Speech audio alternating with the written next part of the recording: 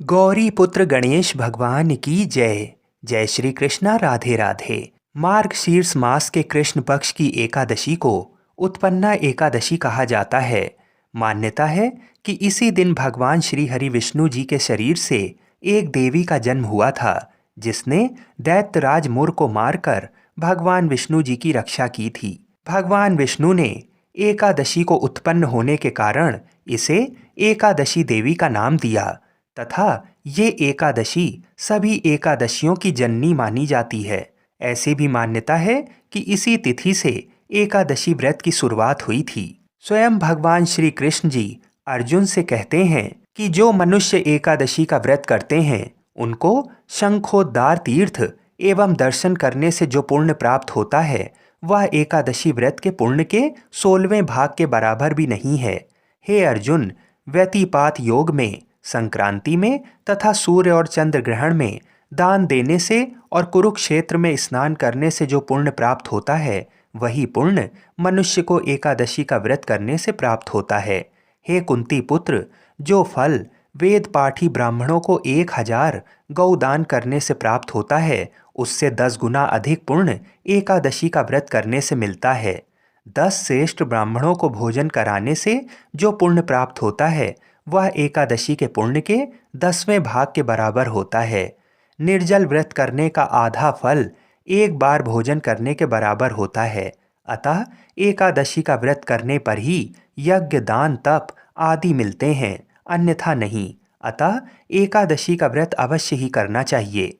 इस एकादशी के व्रत में शंख से जल नहीं पीना चाहिए। मांसाहार तथा अन्य निरामिष आहारों का एकादशी के व्रत में सर्वथा निषेध है। एकादशी व्रत का फल 1000 यज्ञों से भी ज़्यादा है। आज के इस वीडियो में आप जानेंगे कि एकादशी तिथि कब से कब तक है, पूजा का शुभ मुहूर्त क्या होगा तथा एकादशी के अगले दिन व्रत का पारण कितने बजे करना शुभ रहेगा। तो सबसे पहले जान लेते हैं कि वर्ष 2023 में उत्पन्ना एकादशी का व्रत किस दिन रखा जाएगा। उत्पन्ना एकादशी का व्रत 8 दिसंबर दिन शुक्रवार को रखा जाएगा।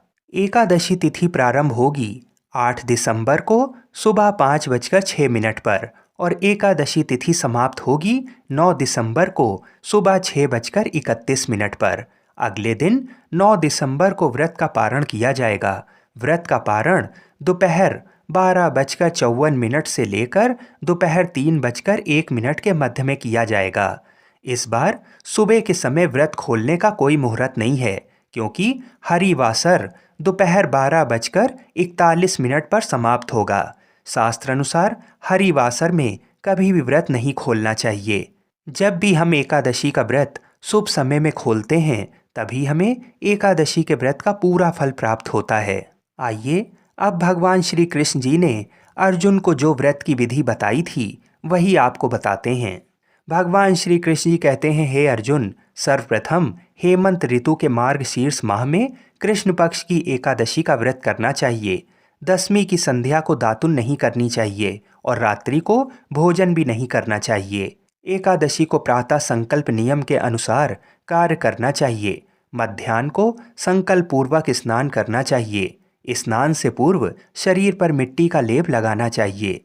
स्नान के बाद मस्तक पर चंदन का तिलक अवश्य लगाएं। स्नान के उपरांत धूप दीप नैवेद्य से भगवान की पूजा अर्चना करनी चाहिए। रात्रि में दीपदान अवश्य करना चाहिए। ये सभी सात्विक कर्म भक्ति पूर्वक करने चाहिए। रात में जागरण करते हुए श्री हरि के नाम का जप करना चाहिए तथा किसी भी प्रकार के भोग विलास या स्त्री प्रसंग से सर्वथा दूर रहना चाहिए। हृदय में पवित्र एवं सात्विक विचारों को ही स्थान देना चाहिए। इस दिन श्रद्धापूर्वक ब्राह्मणों को दान दक्षिणा देनी चाहिए और उनसे अपने पापों की क्षमा मांगनी चाहिए। धार्मिक जनों को शुक्ल पक्ष और कृष्ण पक्ष की दोनों एकादशियों को एक समान समझना चाहिए। इनमें भेदभाव नहीं करना चाहिए। व्रत के पारण के दिन आंवला खाकर व्रत खोलना बहुत ही शुभ होता है। द्वादशी के दिन ब्राह्मण को दान दक्षिणा आदि देकर भगवान की पूजा करके ही अपना व्रत खोलना चाहिए। एकादशी के दिन कभी भी तुलसी दल नहीं तोड़ना चाहिए, इसलिए एकादशी के एक दिन पहले ही तुलसी दल तोड़कर अवश्य रख लें। भगवान के भोग में तुलसी दल का होना अति आवश्यक होता है। आप सभी को उत्पन्ना एकादशी की हार्दिक शुभकामनाएं। जय श्री राधे कृष्ण। आज के इस वीडियो में हम आपको उत्पन्ना एकादशी की उसी कथा को सुनाएंगे जिसको सुनने का फल अनंत है। तो आज मैं आपको सुना रहा हूँ उत्पन्ना एकादशी की बड़ी ही दुर्लभ कथा। इस कथा को सुनने के बाद हम आपको काशी के पंचांग के अनुसार बताएंगे कि एकादशी तिथि कब से कब तक है और व्रत का पारण अगले दिन कितने बजे करना शुभ रहेगा। तो आप लोग बड़ी ही श्रद्धा और प्रसन्नचित मन से इन कथाओं को पूरा अवश्य सुनिएगा। भगवान श्री कृष्ण जी के वचन सुन अर्जुन ने कहा, हे प्रभु, आपने इस एकादशी व्रत के पुण्यों को अनेक तीर्थों के पुण्य से श्रेष्ठ तथा पवित्र क्यों बताया है? कृपा करके ये सब आप विस्तार पूर्वक कहिए। तब भगवान श्री कृष्ण जी बोले, हे पार्थ, सतयुग में एक महाभयंकर दैत्य हुआ था। उसका नाम मुर था। उस दैत्य ने इंद्र आदि देवताओं पर विजय प्राप्त कर उन्हें उनके पद से हटा दिया। तब इंद्र ने भगवान शिव जी से प्रार्थना की कि हे भोलेनाथ, हम सब देवता मुर दैत्य के अत्याचारों से दुखी होकर मृत्यु लोक में अपना जीवन व्यतीत कर रहे हैं। राक्षसों के भय से हम बहुत दुख और कष्ट को भोग रहे हैं। मैं स्वयं बहुत दुखी और भयभीत हूँ। अन्य देवताओं की तो बात ही क्या है। अतः हे कैलाशपति, कृपा कर आप मुर दैत्य के अत्याचार से बचने का उपाय बताइए। देवराज की प्रार्थना सुन भगवान शिव जी ने कहा, हे देवेंद्र, आप भगवान श्री हरि के पास जाइए। मधु कैटव का संहार करने वाले भगवान विष्णु देवताओं को अवश्य ही इस भय से मुक्त करेंगे। महादेव जी के आदेश अनुसार इंद्र तथा अन्य देवता क्षीर सागर गए, जहां पर भगवान श्री हरि शेष सैया पर विराजमान थे। इंद्र सहित सभी देवताओं ने भगवान विष्णु के समक्ष उपस्थित होकर उनकी स्तुति की। हे तीनों लोकों के स्वामी, आप स्तुति करने योग्य हैं। हम सभी देवताओं का आपको कोटि कोटि प्रणाम है। हे दैत्यों के संहारक, हम आपकी शरण में हैं। आप हमारी रक्षा करें। हे त्रिलोकपति, हम सभी देवता दैत्यों के अत्याचारों से भयभीत होकर आपकी शरण में आए हैं। इस समय दैत्यों ने हमें स्वर्ग से निकाल दिया है और हम सभी देवता बड़ी ही दयनीय स्थिति में मृत्यु लोक में विचरण कर रहे हैं। अब आप ही हमारे रक्षक हैं। रक्षा कीजिए। हे कैलाशपति, हे जगन्नाथ, हमारी रक्षा करें। देवताओं की करुण पुकार को सुनकर भगवान श्री हरि बोले, हे देवगणों, वह कौन सा दैत्य है जिसने देवताओं को जीत लिया है? आप सभी देवगण किसके भय से पृथ्वी लोक में भटक रहे हैं? क्या वह दैत्य इतना बलवान है जिसने इंद्र सहित सभी देवताओं को जीत लिया है? तुम निर्भय होकर मुझे सब हाल बताओ। भगवान विष्णु के इन स्नेहमयी वचनों को सुनकर देवेंद्र ने कहा, हे प्रभु, प्राचीन काल में ब्रह्मवंश में उत्पन्न हुआ नाड़ी जंगम नाम का एक असुर था, जिसका मुर नाम का एक पुत्र है, जो चंद्रवती नामक नगरी में निवास करता है, जिसने अपने बल से मृत्यु लोक और देवलोक को जीत लिया है और सब देवताओं को देवलोक से निकालकर अपने दैत्य कुल के असुरों को इंद्र, अग्नि, यम, वरुण, चंद्रमा आदि लोकपाल बना दिया है। वह स्वयं सूर्य बनकर पृथ्वी को तापता है और स्वयं मेघ बनकर जल की वर्षा करता है। अतः आप इस बलशाली भयानक असुर का संहार करके देवताओं की रक्षा करें। देवेंद्र के मुख से ऐसे वचन सुन भगवान विष्णु बोले, हे देवताओं, मैं आपके शत्रु का शीघ्र ही संहार करूंगा। आप सब इसी समय मेरे साथ चंद्रवती नगरी चलिए। देवताओं की पुकार पर भगवान विष्णु तुरंत ही उनके साथ चल दिए। उधर दैत्यराज मुर ने अपने तेज से जान लिया था कि श्री विष्णु युद्ध की इच्छा से उसकी राजधानी की तरफ आ रहे हैं। अतः अपने राक्षस योद्धाओं के साथ वह भी युद्ध भूमि में आकर गरजने लगा। देखते ही देखते युद्ध शुरू हो गया। युद्ध शुरू होने पर अनगिनत असुर अनेक अस्त्रों शस्त्रों को धारण कर देवताओं से युद्ध करने लगे, किंतु देवता तो पहले ही डरे हुए थे। वह अधिक देर तक राक्षसों का सामना न कर सकें और भाग खड़े हुए। तब भगवान विष्णु स्वयं युद्ध भूमि में आ गए। दैत्य पहले से भी ज्यादा जोश में भरकर भगवान विष्णु से युद्ध करने लगे।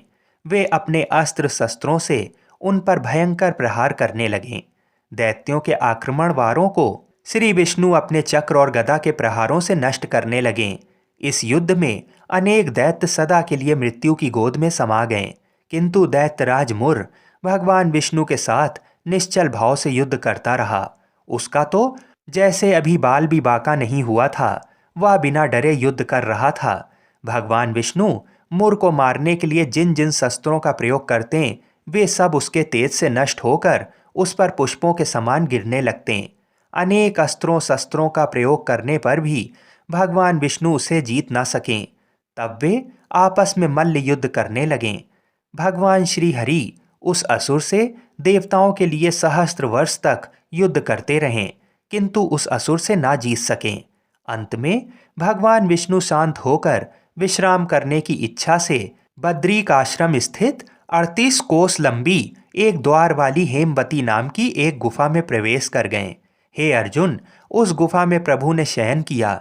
भगवान विष्णु के पीछे पीछे वह दैत्य भी चला आया। भगवान श्री हरि को सोता देखकर वह उन्हें मारने को तैयार हो गया। वह सोच रहा था कि मैं आज अपने चिर शत्रु को मारकर हमेशा हमेशा के लिए निष्कंटक हो जाऊंगा, परंतु उसकी ये इच्छा पूर्ण ना हो सकी, क्योंकि उसी समय भगवान विष्णु की देह से दिव्य वस्त्र धारण किए एक अत्यंत मोहिनी कन्या उत्पन्न हुई और राक्षस को ललकार कर उससे युद्ध करने लगी। उस कन्या को देखकर राक्षस को घोर आश्चर्य हुआ और वह सोचने लगा कि ये ऐसी दिव्य कन्या कहाँ से उत्पन्न हुई, और फिर वह असुर उस कन्या से लगातार युद्ध करता रहा। कुछ समय बीतने पर उस कन्या ने क्रोध में आकर उस दैत्य के अस्त्र शस्त्रों के टुकड़े टुकड़े कर दिए, उसका रथ तोड़ डाला। अब तो उस दैत्य को बड़ा ही क्रोध आया और वह सारी मर्यादाएं भंग करके उस कन्या से मल्ल युद्ध करने लगा। उस तेजस्वी कन्या ने उसको धक्का मारकर मूर्छित कर दिया और उसकी मूर्छा टूटने से पूर्व ही उसका सिर काट कर धड़ से अलग कर दिया। सिर काटते ही वह असुर पृथ्वी पर गिरकर मृत्यु को प्राप्त हुआ। बाकी बचे असुर अपने राजा का ऐसा दुखद अंत देखकर भयभीत होकर पाताल लोक में भाग गए।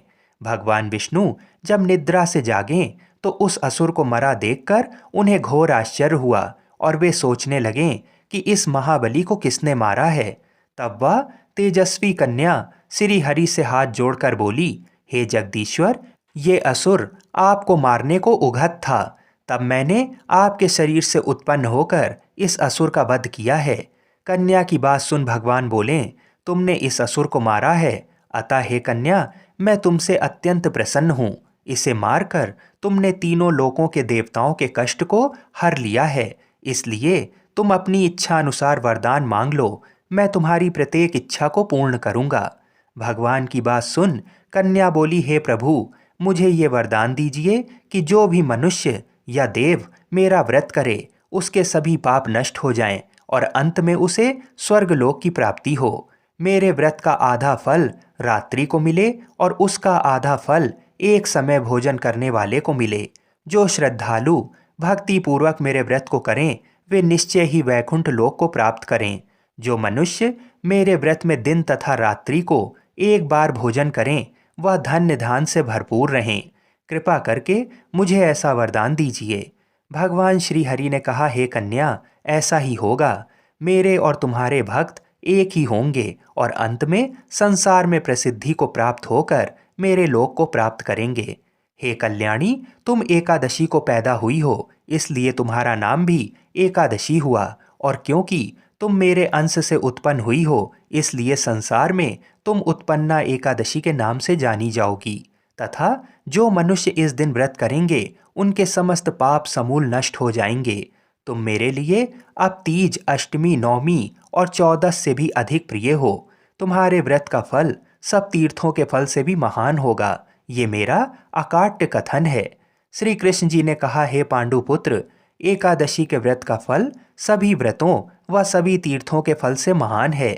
एकादशी व्रत करने वाले मनुष्यों के शत्रुओं का मैं जड़ से नाश कर देता हूँ और व्रत करने वाले को मोक्ष प्रदान करता हूँ। उन मनुष्यों के जीवन के जो भी कष्ट होते हैं मैं उन्हें भी दूर कर देता हूँ। अर्थात मुझे अत्यंत प्रिय एकादशी के व्रत को करने वाला प्राणी सभी ओर से निर्भय और सुखी होकर अंत में मोक्ष को प्राप्त होता है। हे कुंती पुत्र, ये मैंने तुम्हें एकादशी की उत्पत्ति के विषय में बताया है। एकादशी व्रत सभी पापों को नष्ट करने वाला और सिद्धि प्रदान करने वाला है। श्रेष्ठ मनुष्यों को दोनों पक्षों की एकादशियों को समान समझना चाहिए, उनमें भेदभाव करना उचित नहीं है। जो मनुष्य एकादशी महात्म्य का श्रवण व पठन करेंगे उन्हें अश्वमेघ यज्ञ के समान फल प्राप्त होगा। ये मेरा अकाट्य वचन है। बोलिए एकादशी माता की जय। बोलिए श्री लक्ष्मी नारायण भगवान की जय। बोलिए श्री राधा कृष्ण भगवान की जय। बोलिए श्री तुलसी शालिग्राम भगवान की जय। इसके बाद भगवान श्री कृष्ण जी अर्जुन से कहते हैं कि अब मैं तुम्हें इस व्रत की विधि और माहात्म्य को बताता हूँ, इसे ध्यानपूर्वक श्रवण करो। दसवीं की संध्या को दातुन करनी चाहिए और रात्रि को भोजन नहीं करना चाहिए। एकादशी को प्रातः संकल्प नियम के अनुसार कार्य करना चाहिए। मध्याह्न को संकल्प पूर्वक स्नान करना चाहिए। स्नान से पूर्व शरीर पर मिट्टी का लेप लगाना चाहिए। स्नान के बाद मस्तक पर चंदन का तिलक लगाना चाहिए। स्नान करने के उपरांत धूप दीप नैवेद्य से भगवान की पूजा अर्चना करनी चाहिए। रात्रि में दीपदान अवश्य करना चाहिए। ये सभी सात्विक कर्म भक्ति पूर्वक करने चाहिए।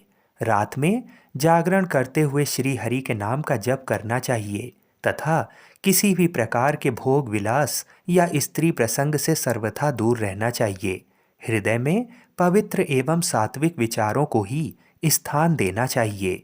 इस दिन श्रद्धा पूर्वक ब्राह्मणों को दान दक्षिणा देनी चाहिए और उनसे अपने पापों की क्षमा मांगनी चाहिए।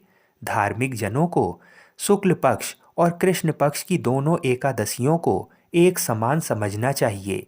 इनमें भेदभाव नहीं करना चाहिए। जो व्यक्ति बताई गई विधि के अनुसार एकादशी का व्रत करते हैं उनको शंखोद्धार तीर्थ एवं दर्शन करने से जो पुण्य प्राप्त होता है वह एकादशी व्रत के पुण्य के 16वें भाग के बराबर भी नहीं है। हे अर्जुन, व्यतिपात योग में, संक्रांति में तथा सूर्य और चंद्र ग्रहण में दान देने से और कुरुक्षेत्र में स्नान करने से जो पुण्य प्राप्त होता है वही पुण्य मनुष्य को एकादशी का व्रत करने से प्राप्त होता है। हे कुंती पुत्र, जो फल वेद पाठी ब्राह्मणों को 1000 गौदान करने से प्राप्त होता है उससे 10 गुना अधिक पुण्य एकादशी का व्रत करने से मिलता है। 10 श्रेष्ठ ब्राह्मणों को भोजन कराने से जो पुण्य प्राप्त होता है वह एकादशी के पुण्य के 10वें भाग के बराबर होता है। निर्जल व्रत करने का आधा फल एक बार भोजन करने के बराबर होता है। अतः एकादशी का व्रत करने पर ही यज्ञ दान तप आदि मिलते हैं, अन्यथा नहीं। अतः एकादशी का व्रत अवश्य ही करना चाहिए। इस एकादशी के व्रत में शंख से जल नहीं पीना चाहिए। मांसाहार तथा अन्य निरामिष आहार का एकादशी के व्रत में सर्वथा निषेध है। एकादशी व्रत का फल 1000 यज्ञों से भी ज़्यादा है। आइए अब काशी के पंचांग के अनुसार जान लेते हैं कि एकादशी तिथि कब से कब तक है। एकादशी तिथि प्रारंभ होगी 8 दिसंबर को सुबह 5:06 पर और एकादशी तिथि समाप्त होगी 9 दिसंबर को सुबह 6:31 पर। तो सूर्योदय के समय एकादशी तिथि 8 दिसंबर को होने के कारण उत्पन्ना एकादशी का व्रत 8 दिसंबर को ही रखना शास्त्र अनुसार सर्वोत्तम होगा। एकादशी के व्रत का पारण 9 दिसंबर को किया जाएगा और व्रत खोलने का समय होगा दोपहर 12:54 से लेकर दोपहर 3:01 के मध्य में। इस बार हरिवासर का समय दोपहर तक होने के कारण सुबह व्रत नहीं खोला जाएगा। आप सभी को उत्पन्ना एकादशी की हार्दिक शुभकामनाएं। बोलिए श्री लक्ष्मी नारायण भगवान की जय। बोलिए श्री राधा कृष्ण भगवान की जय। जय जय श्री राधे। बोलिए श्री लक्ष्मी नारायण भगवान की जय। बोलिए श्री राधा कृष्ण भगवान की जय। बोलिए श्री तुलसी शालिग्राम जी की जय। तुलसी महारानी नमो नमो, हरि की पटरानी नमो नमो। आइए सुनते हैं तुलसी माता की संपूर्ण कथाएं। तुलसी माता को हरि प्रिया भी कहा जाता है। जितना भगवान श्री हरि विष्णु सोने चांदी हीरे मोती और रत्नों से प्रसन्न नहीं होते हैं, उतना सिर्फ तुलसा दल से प्रसन्न हो जाते हैं। सच्ची श्रद्धा भाव से तुलसा दल भगवान विष्णु को अर्पित करने से मनुष्य के सभी संकट कट जाते हैं और मनोकामनाओं की पूर्ति होती है। शास्त्र अनुसार एकादशी के दिन तुलसी जी में कभी भी जल नहीं चढ़ाना चाहिए, क्योंकि तुलसी महारानी स्वयं एकादशी का निर्जला व्रत रखती हैं। लेकिन द्वादशी के दिन व्रत के पारण के समय तुलसी माता को जल अवश्य चढ़ाना चाहिए और पूरे विधि विधान से पूजा पाठ करके उनकी कथाओं को सुनकर ही अपना व्रत खोलें। एक बार एक गांव में एक बुजुर्ग महिला रहा करती थी। वह बहुत ही पूजा पाठ किया करती थी। वह रोज तुलसी माँ की पूजा करती थी और वह बुजुर्ग महिला रोज तुलसी माता से कहती, हे तुलसी माँ, तुम मुझे बहू दे, पीताम्बर की धोती दे, मीठा मीठा घास दे, बैकुंठ में वास दे, चटक की चाल दे, पटक की मौत दे, चंदन का काठ दे, रानी सा काज दे, दाल भात का भोजन दे, 11 की मौत दे और कृष्ण जी का कंधा दे। वह बुजुर्ग महिला हर महीने में तुलसी माता की रोज पूजा करती और उनके बिरले को रोज सींचती। तुलसी माता बुजुर्ग महिला की बात सुनकर धीरे धीरे सूखने लगीं। तभी भगवान श्री कृष्ण जी ने देखा कि तुलसी माता सूख रही हैं और तभी एक दिन भगवान श्री कृष्ण तुलसी माता जी के पास प्रकट हुए और भगवान श्री कृष्ण जी ने तुलसी माता से पूछा, तुम क्यों सूख रही हो? सभी महिलाएं तुम्हारी पूजा करती हैं और तुमको रोज सींचती हैं, लेकिन फिर भी तुम सूखती जा रही हो, इसका कारण क्या है? जिसके बाद तुलसी माता ने भगवान श्री कृष्ण जी से कहा कि हे प्रभु, एक बुजुर्ग महिला मेरे पास रोज आती है और रोज एक ही बात बोलती है, हे तुलसी माता, सबकी दाता, मैं तेरा बिरला सींचती हूँ, तुम मुझे बहू दे, पीताम्बर की धोती दे, मीठा मीठा घास दे, बैकुंठ में वास दे, चटक की चाल दे, पटक की मौत दे, चंदन का काठ दे, रानी सा राज दे, दाल भात का भोजन दे, 11 की मौत दे और कृष्ण जी का कंधा दे। मैं उस बुजुर्ग महिला की सारी मनोकामनाएं पूरी कर सकती हूँ, लेकिन उसकी एक मनोकामना पूरी नहीं कर सकती। मैं कृष्ण जी का कंधा कहाँ से दूंगी? भगवान श्री कृष्ण जी तुलसी माता की बात सुनकर जोर जोर से हंसने लगें और फिर भगवान श्री कृष्ण जी ने तुलसी माता जी से कहा कि तुम चिंता मत करो, जब वह बुजुर्ग महिला की मृत्यु होगी तब मौके पर मैं और आप ही कंधा दे देंगे। आप सुबह जब वह पूजा करने आए तब कह देना कि सब कुछ तुम्हें मिल जाएगा। कुछ दिनों बाद वह वृद्ध महिला ठोकर खाकर रास्ते में गिरकर मर गई। पूरे गांव के सभी लोग आए और उस महिला को सभी लोग धर्मात्मा मानते थे। उसको तुलसा जी की डोकरी कहते थे। उसके परिवार में कोई भी नहीं था, इसलिए गांव वालों ने ही उसके अंतिम संस्कार करने की योजना बनाई और उसे नहलाकर जब बैकुंठी पर बैठाने के लिए उसे उठाने लगे तो उसके मृत शरीर इतना भारी हो गया था कि उसे कोई उठा नहीं पाया। ये सब देखकर वहाँ के सभी लोग तरह तरह की बातें करने लगे और कहने लगे कि ये इतना पूजा पाठ करती थी, हर समय माला फेरती थी, इसलिए ये इतनी भारी हो गई है। वहीं पूरे गांव में चर्चा होने लगी कि डोकरी माई कोई भक्ति नहीं करती थी, ये छल कपट करती थी। हम जिसे धर्मात्मा समझते थे वह पापी है, जो कि किसी से भी नहीं उठ पा रही है। ये इसके कर्मों की सजा है। इधर भगवान ने सोचा कि मेरे भक्तों की निंदा हो रही है, इसलिए भगवान ने बूढ़े ब्राह्मण का भेष धारण करके वहाँ पर आए और वहाँ पर एकत्रित लोगों से पूछने लगे कि यहाँ पर इतनी भीड़ क्यों लगी है, जिससे लोग कहने लगे कि ये डोकरी माई मर गई है और पाप इतना था कि जिससे ये उठ नहीं पा रही है। सब उठा उठा कर थक गए। तब ब्राह्मण ने कहा कि मुझे एक बार डोकरी के कानों में कहने दो, फिर वह देखो कैसे उठती है। तो सभी लोग ने कहा कि आप भी प्रयास करके देख लीजिए। तब भगवान ने उस वृद्ध महिला के कानों में कहा कि हे डोकरी माई, देखो मैं आ गया। और जो डोकरी पूजा करते समय शब्द कहती थी वह शब्द उसके कानों में कहने लगे, तू बिरला सींचूं तेरा, मैं करूं निस्तारा मेरा। डोकरी माई बहू ले, बेटी ले, पोता ले, लड्डू ले, पीताम्बर की धोती ले, गहना ले, घी का घड़ा ले, मीठा मीठा खीर और पूड़ी ले, दाल भात का भोजन ले, धन दौलत ले, बेटा पोता को काम ले, तुलसी को पता ले, मुंह में गंगा जल ले, 11 को दिन ले, चंदन को दाग ले, श्री कृष्ण जी का कंधा ले। इतना सुनते ही डोकरी हल्की हो गई। भगवान ने बोला, आओ और उसको उठाओ। भगवान ने हाथ लगाया और डोकरी उठ गई। सबको बड़ा ही आश्चर्य हुआ। उसे खूब धूमधाम से ले जाया गया। भगवान उसे अपने कंधे पर ले गए। पूरे गांव में इसकी चर्चा होने लगी, जिससे उसको मुक्ति मिल गई और वह बैकुंठ में चली गई। सभी लोग देखते रह गए। सभी लोगों ने देखा कि शमशान घाट तक तो ब्राह्मण साथ ही आया था, लेकिन अब वह दिखाई नहीं दे रहा है। इससे लोगों को समझ में आ गया कि वह कोई और नहीं, स्वयं भगवान ही बूढ़े ब्राह्मण के रूप में आए थे। बोलिए श्री राधा कृष्ण भगवान की जय। बोलिए श्री तुलसी शालिग्राम जी की जय। आइए अब तुलसी माता की दूसरी कथा को सुनते हैं। इस कथा को सुनने से एकादशी के व्रत का संपूर्ण फल मिल जाता है। तो आइए प्रसन्न चित्त मन से इस कथा को सुनते हैं। सौराष्ट्र में एक समय भद्रश्रवा नाम के राजा थे। वे बड़े पराक्रमी राजा थे। 4 वेद, 6 शास्त्र, 18 पुराणों का उन्हें ज्ञान था। उनकी रानी का नाम सूरज चंद्रिका था। रानी दिखने में सुंदर और सुलक्षणा थीं तथा पतिव्रता भी थीं। उन दोनों को 7 पुत्र तथा उसके बाद एक कन्या का वरदान मिला था। कन्या का नाम श्यामबाला था। एक बार महालक्ष्मी जी के मन में आया कि जाकर उस राजा के राजप्रसाद में रहें। इससे राजा को दुगनी धन दौलत की प्राप्ति होगी और वह इस धन दौलत से अपनी प्रजा को और सुख दे पाएगा। गरीब के घर अगर रहें और उसे धन दौलत प्राप्त हो तो वह स्वार्थी की तरह केवल अपने ऊपर ही खर्च करेगा। ये सोचकर श्री महालक्ष्मी जी ने बूढ़ी ब्राह्मण स्त्री का रूप धारण किया। हाथ में लाठी लिए लाठी के सहारे रानी के द्वार तक पहुंची।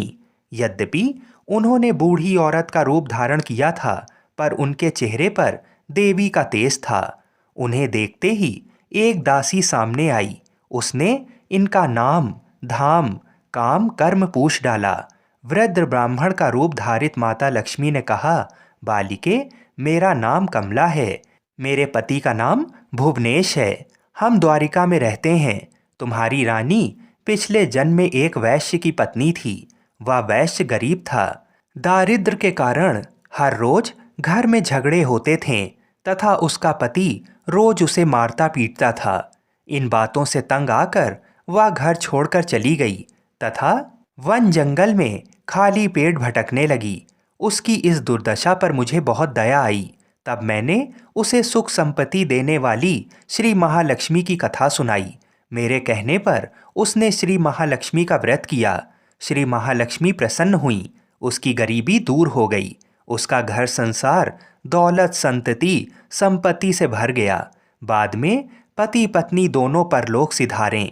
लक्ष्मी जी का व्रत करने के कारण वे लक्ष्मी लोक में रहें। उन्होंने जितने साल महालक्ष्मी का व्रत किया उतने हजारों साल उन्हें सुख भोग मिला।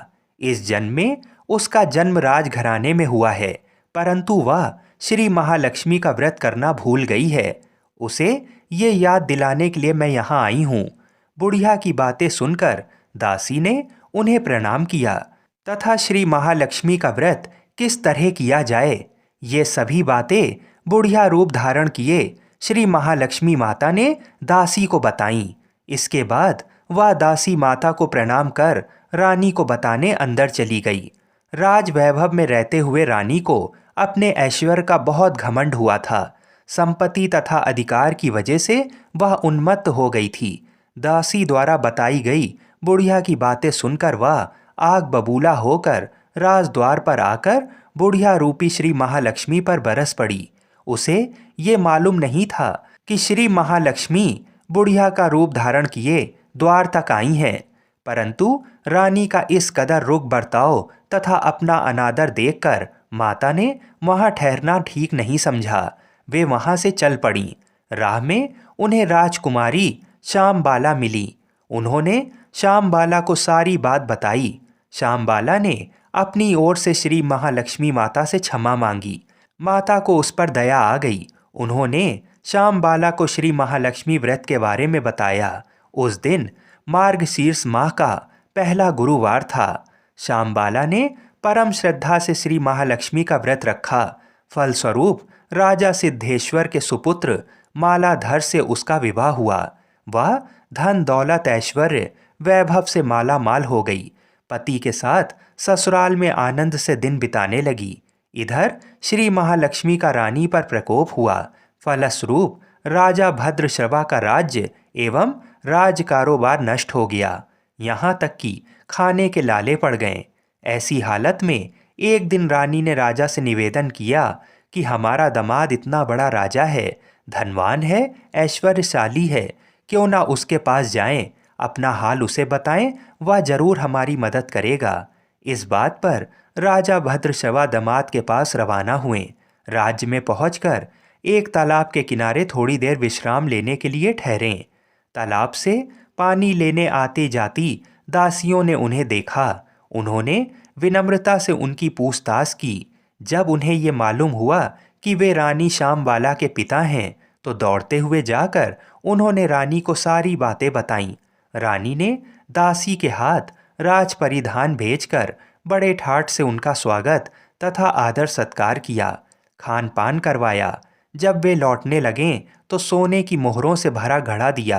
राजा भद्रश्रवा जब वापस लौटे तो उन्हें देखकर रानी सूरज चंद्रिका खुश हुई। उन्होंने सोने की मोहरों से भरे घड़े का मुंह खोला, पर हे भगवान, घड़े में धन के बदले कोयले मिले। ये सब श्री महालक्ष्मी के प्रकोप से हुआ। इस प्रकार दुर्दशा में और कई दिन बीत गए। इस बार रानी स्वयं अपनी कन्या के पास गई। वह दिन मार्गशीर्ष माह का अंतिम गुरुवार था। श्यामबाला ने श्री महालक्ष्मी का व्रत किया, पूजा की, अपनी माता से भी व्रत करवाया। इसके बाद रानी अपने घर आई। श्री महालक्ष्मी का व्रत रखने पर उसे फिर से अपना राजपाट, धन दौलत ऐश्वर्य प्राप्त हुआ। वह फिर से सुख शांति आनंदमय जीवन बिताने लगी। कुछ दिनों बाद राजकन्या श्यामबाला अपने पिता के घर आईं। उसे अपने घर देखकर सूरज चंद्रिका को पुरानी बातें याद आईं। यही कि श्यामबाला ने अपने पिता को घड़ा भर कोयला दिया था और उसे तो कुछ भी नहीं दिया था। इस कारण श्यामबाला को पिता के घर आने पर उसका कोई आदर आतिथ्य नहीं हुआ, बल्कि अनादर हुआ। पर उसने इस बात का बुरा नहीं माना। अपने घर लौटते समय उसने पिता के घर से थोड़ा नमक ले लिया। अपने घर लौटने पर उसके पति ने पूछा, अपने मायके से क्या लाई हो? इस पर उसने जवाब दिया कि वहाँ का सार लाई हूँ। पति ने पूछा, इसका मतलब क्या हुआ? श्यामबाला ने कहा, थोड़ा धीरज रखो, सब मालूम हो जाएगा। उस दिन श्यामबाला ने सारा भोजन नमक डाले बिना पकाया और परोसा। पति ने खाना चखा। सारा खाना नमक बिना था, इसलिए स्वाद नहीं आया। फिर श्यामबाला ने थाली में नमक डाला। इससे सारा भोजन स्वादिष्ट लगने लगा। तब श्यामबाला ने पति से कहा, यही है वह मायके से लाया हुआ सार। पति को उसकी बात सही लगी। फिर वह दोनों हंसी मजाक करते हुए भोजन करने लगे। कहा गया है कि इस तरह जो कोई श्रद्धा भाव से श्री महालक्ष्मी की पूजा करेगा, उसे माता की कृपा अवश्य प्राप्त होती है।